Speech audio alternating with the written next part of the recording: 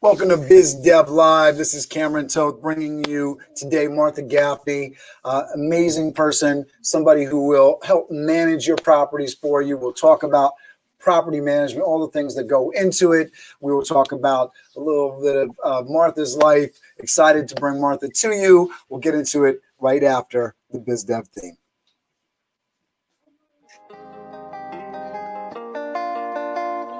Biz Dev Live, weekdays at 11 Eastern Time. Biz Dev Live, weekdays at 11 Eastern Time. Biz D with C, brought to you by Cameron T.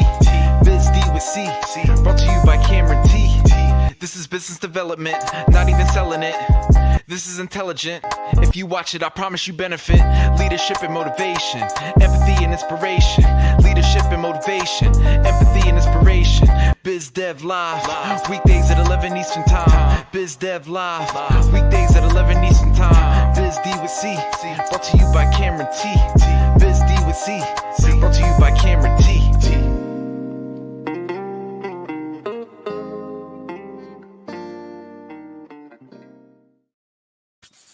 It's my pleasure today to bring you Martha Gaffney. Born in Colombia, Martha spent her childhood in New York before she and her family moved to Florida. Her upbringing taught her core values of integrity and passion for what you do in life. Those values and her upbeat personality are evident in every client interaction, whether they are buying, selling, or renting a home. Martha got her first taste for real estate when she bought her first condo at 19 years old. Once she closed on the condo, she began interning with the realtor who sold her the property to learn more about the real estate market. 18 years later, Martha is an expert in the real estate field with experience in negotiating contracts, rental services, property management, commercial sales, international sales, and more. Martha now resides with her husband in NYC and enjoys traveling, cooking, running, touring the city, upstate New York on weekends, and with their four-paw son, Luis. Is it Luis or Luis? Louis. Hey, Luis. Who is that woman? I want to meet her. Sounds like a beautiful Instagram page. Thanks for being with me, Martha. No problem. Thank you for having me, Cameron. Oh, my pleasure. So talk to me about what you're doing right now. Obviously, we heard the bio. You've been doing real estate since you were 19. I'm looking forward to hearing more about that story. But, what are you doing right now in the New York City? Who do you work for? And what kind of things are you doing in the real estate management space? Yeah, for sure. I'd love to share a little bit more with you, Cameron. It's actually been a while since I do an interview. I think the last time I did an interview live was actually in Florida when I ran for Miss Colombia, and quite a few pounds, a lot less than what I have on now. So I'm a little bit self-conscious. So it feels a little bit different. But I started in real estate when I was 18. I got the opportunity of coming in and buying my own first townhome. It was actually a pre-foreclosed townhome. It was my first job I had, and barely enough credit and barely enough down payment. I think I put $300 down of a deposit. It was a $70,000 townhome in Florida that eventually sold for $140,000. So I was very lucky at the time. Ran a boom of lots of great sales. Was able to actually own my own property management firm for some time at the time with my other partner. And I learned many, many things during the interim of time. I would say I learned what not to do in real estate. I also learned what not to do just in life. And I like one of the questions you asked me earlier before we came on the show is, what do I want people to know? And what I think what I want people to know about me is that I am who I am, and it's what you see is what you get. There's no hiding. I think that in today's world, a lot of people hide behind what they would want people to see. And especially now, everything is so superficial. It's Facebook, it's Instagram, and everything has to look pretty. And, fact is, life is not perfect, and it's what you make out of it that makes it beautiful. So I think that's my biggest take on that. Yeah, absolutely. And who are you working for right now? So I work for Sterling Property Solutions. Actually, they are a Westchester property management firm that's looking to expand, which is why I got brought on board. So very excited. They definitely run a great tight ship, and what you would do in property management is what they're exactly currently doing. All right, cool. So the types of properties that you are managing are what? What are we talking about here? So we manage any type of property that has to do from a condo co-op to single family, to multifamily, to mixed use. So it could be a commercial property, a residential property. It doesn't really matter. What I will tell you this is, one of the most important things that works as a formula for our investors to continue to make money and have a sound investment is to make sure that you're investing correctly into your property as far as repairs, so that you are attracting the correct tenant, and maintaining that profit. We all get into property management and investment income because we're trying to create an income, so that in the event that hopefully soon one day we all retire, we have a little nest egg that's sitting in there. So it's important. You can lose a lot of money or you can make a lot of money. Yeah, no, and I love this aspect of it because I think everybody understands. I know I've been hearing for a long time, and I want to be a homeowner. I want to be, I'd love to own some buildings and all that kind of stuff. But I think one of the challenges people are looking at when they're thinking about making that mistake, but what if I buy something and the roof falls in, or what if I buy something and I want to do rental units and the tenant screws me? What happens? When I'm the butt end of the horror story that I've heard about in terms of what can go wrong in owning a property. And as I understand it, that's sort of what a company like yours and what you would do for somebody is to make sure those kind of horror stories don't happen. Everything from finding the property to securing the right kind of tenant, or even before that, getting the right kind of repairs and things done so that you can either sell it for the right price or rent it out to the tenants for the best prices. Correct. Exactly. That's pretty much what we do. What I would say is you can never, I think one of the biggest things I've learned is I always undersell and hoping to over exceed your expectations. So we can definitely guarantee that there will never be any problems, but we can definitely guarantee that if you do the things that we have set in place, because they've been investor proven formulas, then there is the likability that you will have less issues with your property or your tenants. And that's what I think I want to come across, because nothing in life is guaranteed but death and taxes. So anything can always go wrong. There's a million things, but if you follow a proven formula, then you don't have to pay for that experience like I have. And talk to me about taxes in particular. I wanted to shout out Nancy, who's watching. Thanks, Nancy, for her comments. She said she's so excited to hear about your journey. So we'll make sure we'll talk about the stuff going on. She says Sterling Property Solutions, a premier women's owned property management and realty company. I didn't know it was a woman owned company. All right, so very cool. First class professional company. Thank you, Nancy. So talk to me. In terms of taxes, how can you help folks on taxes on a property? Because that's an interesting thing, right? Yeah. So you mean the taxes, the income that getting taxed on the income that they're receiving? Yeah, I mean, I know we're getting towards the end of the year here. So folks that own properties, what should they be doing to set themselves up best financially, both with renting and if they're getting ready to sell? What should they be doing tax wise? Should they be looking at, I know one thing that, in terms of buying a house, depending on where you are buying it, looking at the taxes that you're going to have to pay, how that figures into the property. But also, on the, other end of it, what's the best tax strategy for, I'm going to collect all this money from a tenant. Should I have them pay for utilities or should I pay for it? What's the better tax saving there? Those kind of things. So property tax is one thing and income tax is another thing. Obviously, when it comes to income tax, I'll give you a couple hints and pointers, but the best advice is going to be coming from your CPA. And in fact, we have a webinar that's coming out next month where we will have a CPA and she'll speak on 10 minutes, more or less.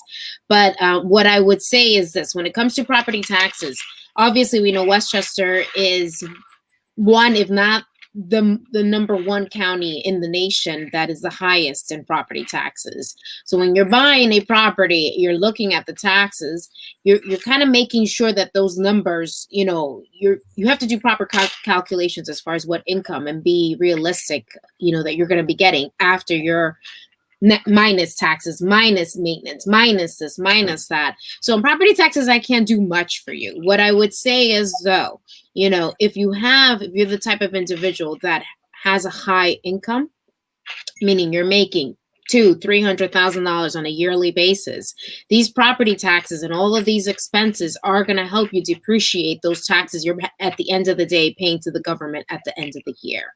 So that should help you offset. Okay. Now, when it comes to selling your investment because you want to purchase another investment, there's many different ways to kind of avoid and protect yourself from capital gains taxes, such as like 1031 exchanges that will give you the time enough for you to be able to find another suitable property or like property that you can move your money without getting taxed. Okay. At the end of the day, we all are going to get taxed one way or another. Save your receipts. Put in as much as you can. All these things, utilities, all those things count that you can use. Your mortgage interest you can use at the end of the year against your taxes, which is something we don't get when we pay rent. Now you have an amazing story. So talk to us a little bit more about, what encouraged you to buy a property at 19 years old? What kind of gave you the insight to do that? And walk us through, like, if especially, I want to hear your story, but I also want to hear the advice side of it. Like, what do you suggest to somebody that, is young and or, new to the market and wants to get involved in buying real estate? Well, I think that I was highly influenced by someone that had a huge influence in my life at the time and later became my husband, my first husband at the time. And I went with it. And I think it was great advice. I learned a lot, obviously. What I would say, if I could go back in time, would be go slower. There's no need. Success will come if you're doing the right things, but go slower.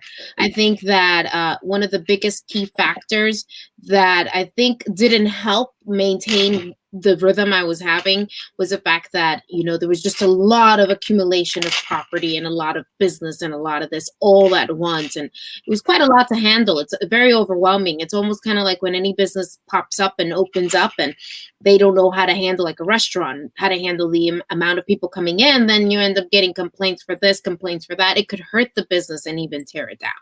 So if I could go back in time, would be just to go slower. Investment properties will always be there. Success will always knock at your door if you're doing things right.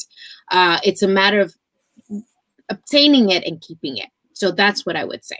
So you had multiple properties back at that same time. So at 19 years old, you bought this condo. I know we heard that you bought it for 70, sold it for 140, which sounds pretty good. But were you also then just jumping into other properties based on that success? Correct. Exactly. Other businesses, properties, putting your hands in here. I think that a lot of what's going on nowadays is with entrepreneurs, we think we have this idea, we want to break the mold, we want to make a difference, and let's do this and let's do that. And then you go online to Instagram and social media, and they're feeding us these fake ideas of what success really is. Trying to keep up with the Joneses. Yeah, exactly. Keeping up with the Joneses of what success is and how to achieve it and this and that, when in reality, success is what you define it. At the end of the day, if you have tons of money and you're unhappy, then you're not successful. I don't know if you've ever seen Jerry Maguire, the movie. I love the old man at the end. You know what I mean? It's just the truth. Oh, I lost you, Martha. Hopefully we'll get her back here. Hold on one second. So I think she's back. Beautiful. So talk to us a little bit, because I think that personal experience will sort of also give people an idea of how you've become somebody that can be a great property manager for them. Talk to us about some of the challenges. I know you said, you were doing too much too fast. What kind of properties were you getting into? And, now what are some of the things that you're doing to help maybe people through some of those same challenges so they're not running into some of the same issues that you ran into? Well, you can't take, of course, you can't cut corners when it comes to success. And that means you can't be buying cheap property. There's a lot of investors out there that go around telling you the $1 million idea. You can buy a property here for 40, 50, $60,000, which you can find in Florida very easily. At the end of the day, that type of property is going to be in a location that may be not the best. Okay. And on top of that, the rents that you get for a type of property like that is not New York rents, which means they're a lot less than what we're used to, which means your income is going to be very little. It's not like you're going to sit around coming home with an extra $1,000. Yes, here in New York, we're dishing out 700, 800, $1 million per property, but we can take home 2, 3 grand. It's just not everyone can buy $1 million investment home. In Florida, not to put it down, if you buy correctly, no matter the state, you will make money. But if you're going to certain areas, not even Pennsylvania, $40,000, $50,000 home, and your rent is only $1,200, you might be only bringing home $200. So it's not like you're going to make a lot of money right away. It's going to take you some time. And remember, there's the other side of property investing. It's not just the cash flow that comes in, it's not just that from after you've paid all your net operating expenses. It's also the equity you're building. That's typically where, you can retire, sell the unit and completely retire out of those funds, or your kids end up inheriting it. So it's a two-way street with property investment. You got to look at, even if you're not making a lot of money on a monthly basis, and that property has increased in value by 200, 300,000, then, it's going to make a huge difference either way, So I think that's very important, that people understand that it is, at the end of the day, it is location, location, location, when it comes to real estate. And, it's like anything in life. You can't, if you pay what you get for, and that's just it.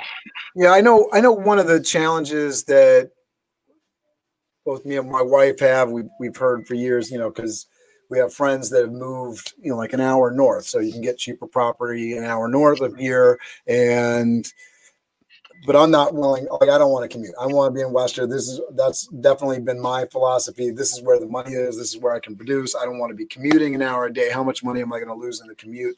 So I definitely feel that on the property side, because I know you can go someplace else and find something cheaper. The capital needed to get in is less. You have all these things that sort of add up to like, oh wow, well I can get in. It's easier to get in. Mm-hmm. It's a cheaper property. It's not as much risk. But that same thing that comes in, right? So if you're not in a place where everybody wants to be, do people want to rent there? Are you going to get that rate that you want to get?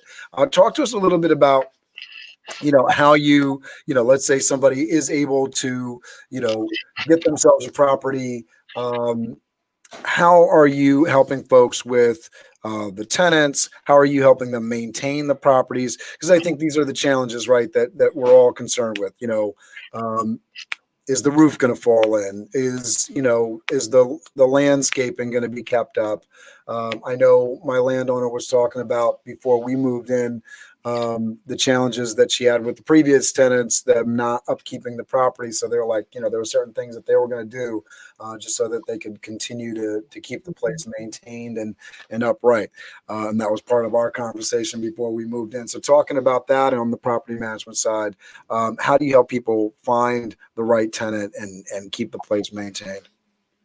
So I think that when it comes to finding a tenant, first and number one, foremost thing that we do is we look into their background, we look into their credit, we look into their income, we look into all of that. So obviously the person has to look great on paper, but on top of that, you also have to have a sixth sense and some sort of intuition. Is this what is this person really all about? Are they a good person? Are they going to be, because someone can look great on paper and they could be the most annoying and obnoxious tenant calling you every 5 minutes. And I've had that. Great credit score, no background, great job, pays the rent on time. But every 5 minutes they're calling you because I need a light bulb. There's a mouse, just little things like that, So it's important that, the tenant is being screened on a one-to-one, would this be a person I would hang out with kind of attitude? Would I trust them with my home and my investment property, aside from just looking at it on paper? So that's the number one thing that we do. After that, one of the beautiful things that we have is the company, how we are running the company is it's constant communication. And if you were to go online and you would see our reviews, we both have great reviews from the tenant side as well as from the landlord side, which is an oddity in property management. It's hard to keep tenants and landlords happy sometimes because tenants are getting repairs done. Landlords may not like that it's hitting their bottom line. But our tenants and our landlords are happy. And if you look at the reviews, it's a constant communication. If you go online to our website, you can chat with us if you have a question. When you report a repair, you are reporting it online. You're getting a response right away. On the operations side of the company, they are taking turns as far as responding to the tenants. So and so is Monday, Tuesday, Wednesday. Why? Because when stuff breaks in your home and in your investment property, it doesn't break at 9 a.m. on a Monday or on a Tuesday or at 12. It breaks at 10 p.m. on a Saturday or New Year's Eve. You know what I mean? It breaks when you're probably not around. And I think that one of the biggest key factors that I think investors fail to realize when they get into property management, especially novice investors, they think they're going to make all this money with less work. No, you have to maintain the property and maintain communication with the tenant and know that at any time that things happen, if a tree falls during a hurricane, if a tree falls during a storm that we just had recently and we had on some of our properties, someone's got to be there. And if you're in Europe on vacation or on a cruise, who's going to take care of it? If you're trying to enjoy your son's soccer game, you're going to have to take a choice of what's more important. And to me, I value, number one, my family. My husband and my family come first. And I've learned that over time that one is family, then is my number two would be money and anything that has to do with that business wise. So I think that that's one of the most important things. No, I love that. And I think that, getting into that aspect of it, you want to manage your time well. You want to be able to understand that. And I've been the tenant where, Christmas Eve, our heat went out and I had to call the landlord. It doesn't feel good, but you also need heat. So it's just one of those things that, you need that, right? You need the supervision there. You want somebody to be on it because at the end of the day, if you're the tenant, that makes a difference and it's going to be your reputation on the line. Talk to us about, in terms of, you talked about traveling folks, that are investing in the properties. How can somebody, sort of judge a management company from the other? So, I think you were talking about some of the things in terms of like, you got good reviews on your site and everything. Obviously, I think that's something that I think everybody should just do common sense, make sure that you're looking at the social worth of a company going on and seeing what people are doing and reviewing it. But, if you're interviewing a couple of different companies to manage your property, what are things that people should be looking out for or looking at that should be raising red flags if they're saying it? I think you want to look at the terms of the contract. Am I tied into the contract and how can I break the contract? Also, you want to look at transparency, just like you're interviewing someone to work for you, because basically that's what we are. We are, in essence, working for you and with you and your investment. You want to see, because, property managers can make you or break you. It's just bottom line. You are entrusting us with your investment. So you need to be sure that, number one, they're knowledgeable about the area, that they're knowledgeable about investments, that they're transparent. It is what it is with us. When you call and, we ask you, several reasons as to why you're calling, we get down to the bottom of it as far as pricing, and we're transparent about it, and that's something that's very important when it comes to property management. The other thing that I think would be is do they have the resources that are adequate enough to manage and maintain my property? Like as far as, do they have the time to give me service? Because if a tenant is calling about a repair 10 million times, guess what? Your tenant is going to be mad. completely pissed if they're not being taken care of, and it's going to hurt your bottom line. So I think that if property managers don't have the type of resources, either staff to adhere and maintain the service or can't afford it, then you're going to have an issue, So I would say that when it comes to pricing, we're not the most inexpensive property management company in town, but we do give you the service that you need and deserve. So you pay what you get for is always going to be my slogan on that. Yeah, no, I think that's something that I think most people need to be aware of. There's nice services out there that, if there's something that, you're talking about, software as a service, and there's a better value out there, and you don't need that personal service, and there's something to provide it, and there's a better deal, go for it. But when you're looking for services, if they're the lowest price, you really want to look at why, right? Mm-hmm, exactly. Nancy says, Martha, you're absolutely correct. Problems seem to happen after hours, but your quick response time and transparency is key to satisfy clients. I think that's, for any business, for anybody that's providing a service, especially if that's what you're selling, you better be on it when the call comes in, when the need arises, right? The fire department is no good if they don't arrive when the fire is going, right? So that's something that I think is really good. Talk to us about, in terms of types of properties and everything, for what are the best properties that somebody would have when they would be talking to your company, Sterling? So what I would say is, if you walk into any of our properties, which brokers love, you have to be a great salesperson to sell a property that necessarily needs $1 million repair and work and everything. And you have to really uplift the pros about that property, which I think every property, no matter what, has a pro. Even your fixer-upper will have a pro.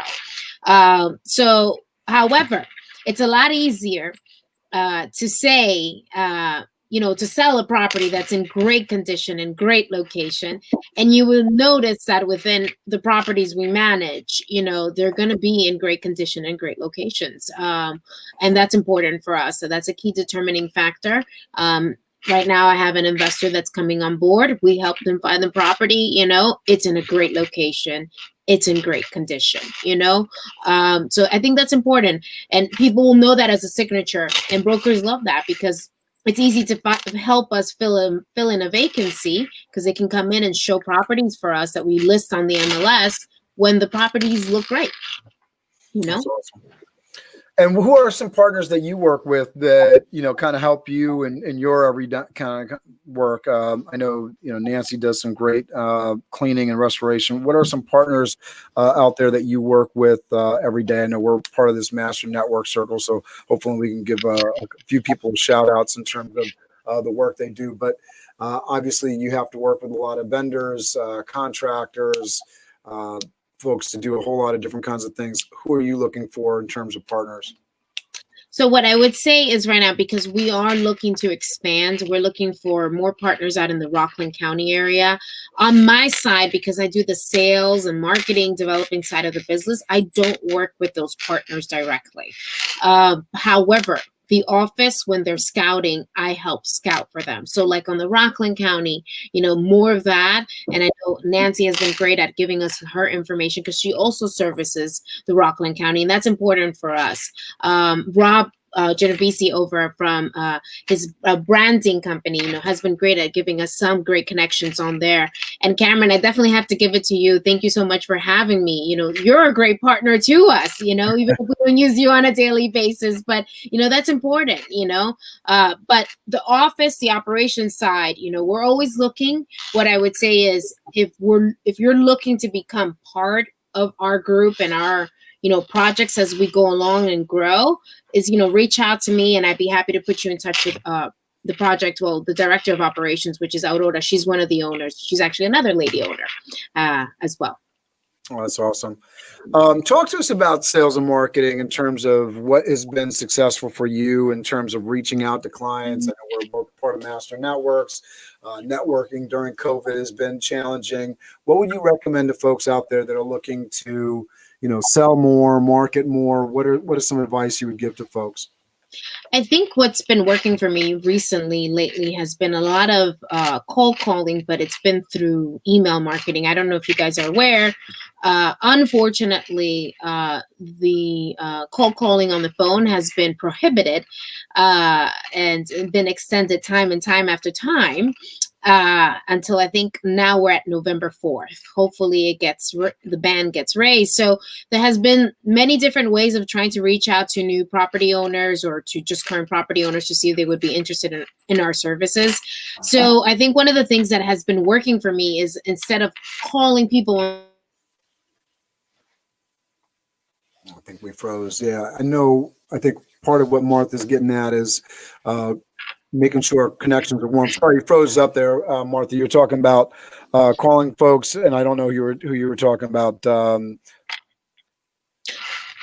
Yeah, so basically, instead of calling people on the phone, I've been targeting them through email and their ads and seeing if I can help them come from an angle of helping them fill their vacancy and then offering them all of our other property management services. Fortunately, we're not able to call. I'm not sure if you're aware, but if you're in sales, you're not able to call people that unless you have a lead for them or, in my case, real estate, a tenant for them or a buyer on their home. We can't call them directly because I've heard that with the cold calling. I've never been a guy that ever wants to cold call anybody, so I haven't had that. I would say. But I find one of the things that's been very helpful to me is just reaching out to previous clients. I don't do it enough. I have so many clients that I've worked with over the last 9 years with Toth Event Staffing that I could literally just start at the beginning of the day and go for, I'm sure, a couple of weeks just calling clients that I'd worked with before. Social media marketing in terms of just getting the word out there. Obviously, doing a lot of YouTube promotion, all that, which has definitely been filling up a lot of my days. What are things that you're doing aside from calling? Obviously, I know you're on networking calls with master networks. Are you part of any other groups or associations? Are you doing anything on social media right now? Are you utilizing any other kind of resources for sales and marketing? Well, we definitely market on social media. Like we'll do our posts and stuff to get our word out, and it does work here and there. Not as effective as I would say for us. What has been working is, for example, if someone has their home for rent or for sale, we reach out to them, via email. Unfortunately, we can't call them right now, but we reach out and offer our services, and then we're able to build connections and a relationship from there and figure it out if that is a suitable client that we can help. So that is really what's been working the most for me, because that's a direct individual that has a need to either fill their vacancy and hopefully turn into property management, or an individual that's looking to sell their home and hasn't quite sold it for whatever reason and decides to make it an investment property. So that, I would say, are the best ways for us right now, since we can't call and we can't knock on doors or any of that, because it still exists in sales, and the way how you build your email too is a way that can make them want to respond. Yeah, I think one of the things that's interesting, what I'm hearing coming out of that is there's a lot of education that you have to do for homeowners, because I think homeowners just are familiar with. I know for me, the most often, or the most thing I think of most often when I think about somebody renting a home is a broker, right? So you have the brokers, but I don't necessarily think of a property management firm. But it makes a lot of sense, whether I own one property or I own several, having somebody that's just going to be that consistent person there to handle it all the time. The broker's there, they do one time. And it's sort of, I know one of the things that I think about when I'm dealing with the brokers, I don't want to, because that transaction just seems totally off to me, because I'm going to deal with this one person, but then I'm not meeting the homeowner who I'm going to meet with all the time. It makes a lot more sense for me to meet with the property manager who I'm going to be dealing with all the time. That's a good relationship for me as somebody coming in and renting a property, because I'm getting to know the person that's actually going to manage the property. That's a person I'd rather deal with rather than going through a broker who's just one-time transactional thing. They rent the property, they go away, and now the property owner or landowner management is left to manage it. It's a little bit more I don't know how you feel about that, but it seems to me a little bit more of a better situation for both the tenant and the owner if there's a management company that's going to be there through the whole process. Exactly. Yeah. I mean, you just hit it right there. I think especially for a lot of I find that a lot of our current owners, typically, they want to be hands free. They have a job, they have their full time job, or they have their life, and they really want to enjoy it, And it's nice to know that someone is doing the job for you, and that if there ever arises an emergency where you need to be consulted upon, the proper protocol and steps are going to be taken care of, because these emergencies can also lead into legal liability problems.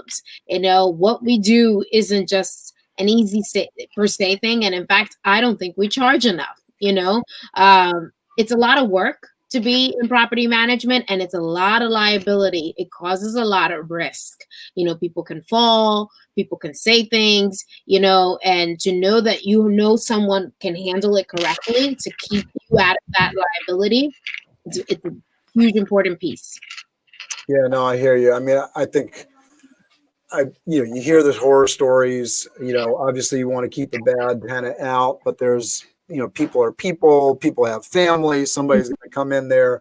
You may have to deal with something down the line that can drag your life through a lot of craziness, and having a barrier in between you, having a firewall, so to speak, is a big deal. Certainly things like insurance.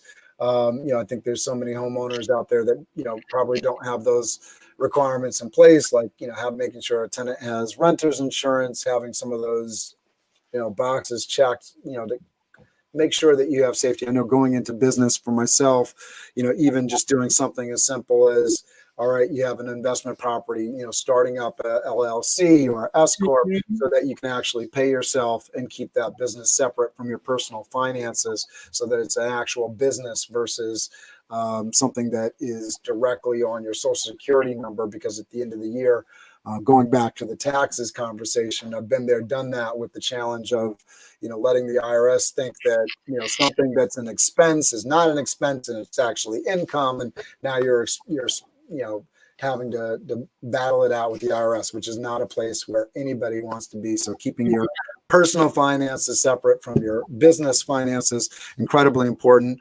I think having a management firm as a business expense and being able to claim that cleanly as a business expense, again, going to that LLC model or S corp model, even if you own one property, right, is a big deal. And I think a good tip for anybody getting into this space. I want to talk to you a little bit about the traveling and cooking, if you don't mind. So talk to me a little bit about some of your guilty pleasures, some of the things that you really enjoy, before we kind of leave this off here. So unfortunately, we haven't been able to do much traveling, given what we're going through, all of us right now. But I've had the pleasure of being able to, do some traveling over to Europe, South America, Central America, the Caribbean. Lots of fun stuff. Definitely want to kick it up a notch when things get a little bit back to normal. But over on the cooking side, I enjoy cooking. I love it. I think it's definitely a guilty pleasure. I think my husband, that was how I won his heart. And, I love it. I think that one of the best things that I love about him is that he likes home, fresh cooking at home, typically even more than restaurants. So I've learned to venture out from Italian to Irish dishes. Of course, I do my Colombian dishes that I was raised with. I've learned to do American dishes, all sorts, and I get all themed up. So if we're in Thanksgiving, I get in the Thanksgiving mode. I'm currently, because I'm trying to put myself on a diet back again, I'm slowing it down on the cooking side. And now I know there's like women out there that are like hating you because you're like, oh, I got to be on a diet, and you look fantastic. So stop it with that. I think everybody in the world is trying to, eat healthier and exercise more and all that jazz. But stop that. You look amazing. I think one of the beautiful things about COVID, though, is that it really has gotten people a little bit away from fast food, at least for a little while. I know we've definitely made a couple runs to McDonald's in the last week, me running around with kids. But I think, we're all cooking a little bit more, getting a little bit more comfortable with the vegetable aisle in the supermarket and all that jazz. I think that's one of the beautiful things about COVID is that it has, at least for a while, it gave everybody a little bit more time to be relaxing in the kitchen. Now I feel like everybody's back into the phrase. School started again. We're all parents out there, so we're all just like scrambling, just trying, as hard as it ever was, just trying to fit in business and kids and making a meal happen somehow, some way during the course of the day. What are some of the fun stuff that you like to do in terms of ingredients in the kitchen, or is there something new that you've discovered during COVID that you've been really, really stepping it up with? God, that's a really good question. I really have to think hard about that one.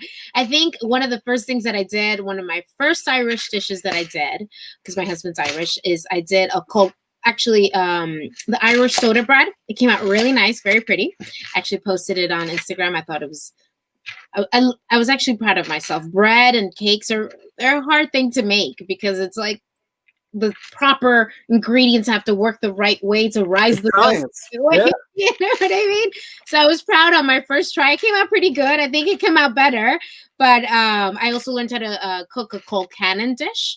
My mother-in-law actually helped me out with that. It's like a mashed potato that has a cabbage in it, and it has bits of bacon. So it's very similar, and it's just really buttery. It's really good. Let's see, what else did I learn to cook? Aside from that, I think that's it. I mean, I cooked a million other things, but they were more on the easier side. I think those were the ones I was more nervous about. I know for a while, I wasn't doing it, but I know people were like seriously getting into the bread stuff so much so that things that get sold out in Amazon and the supermarket and that sort of thing, like it was hard to find flour for a minute or something like that. So I think a lot of people can relate with you there.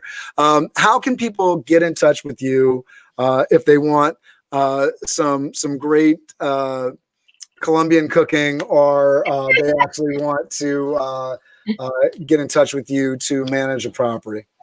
So I would say that one of the best ways to get in touch with me, of course, you have my number. It's 718-506-6759. And also email. I'm really good through email, and we can set up a time. I give you either a one-on-one if you're doing it through Zoom or phone call, whatever it is. But I'd be happy to answer any questions. And of course, there's no commitment, so feel free to reach out and ask questions, ask away, and see if we're a good fit, or if we can help you out. So my email is actually Martha@Sterling, and it's just like the company Sterling, SCERLING, and then P as in Paul, S as in Sam, and then I, like just the letter I.com. So Martha@Sterling PSI.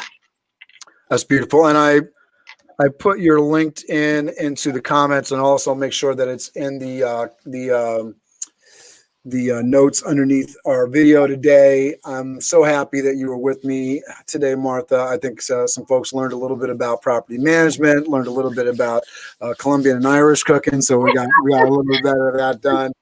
Say hello to Louis for me. All right, so I'm going to let you have the last word and say goodbye here. Again, folks can connect with you on LinkedIn. I know you gave out your number and email. I won't post those down below because I'm a little nervous about posting folks' phone numbers and email and YouTube chats, because it can be interesting. But as a reward for anybody that got this far in the video, they'll have your information, and they can definitely connect with you on LinkedIn down below. So I'll let you have the last word here and say goodbye, and then I'll play us out with the BizDev team. It's okay. Thank you, everyone, for having me. Cameron, thank you so much. I can't thank you enough. It's been a total pleasure. In any way that I can help you support your business, you got it. I think that you brought me a lot of memories also. So it was very interesting and fun. So I hope that I was able to give you and your audience a tool of value. Beautiful, beautiful. All right. And one more time, just the name of the company and kind of things that you do, and then I'll play the BizDev theme out after you say goodbye to everybody. Perfect. So we are actually Sterling Property Solutions, and we are a local property management company that helps investors live their daily lives, meaning you can continue living your life and still own a very successful property management business or property investment business. So we definitely help you scout the property or manage your current property. Thank you very much, everybody. Have a great day. See you tomorrow. Bye. Biz Dev Live. Weekdays at 11 Eastern Time. Biz Dev Live. Weekdays at 11 Eastern Time. Biz D with C. Brought to you by Cameron T. Biz D with C. Brought to you by Cameron T. This is business development, not even selling it. This is intelligent. If you watch it, I promise you benefit. Leadership and motivation, empathy and inspiration. Leadership and motivation, empathy and inspiration. Biz Dev Live, weekdays at 11 Eastern Time. Biz Dev Live, weekdays at 11 Eastern Time. Biz D with C, brought to you by Cameron T. Biz D with C, brought to you by Cameron T.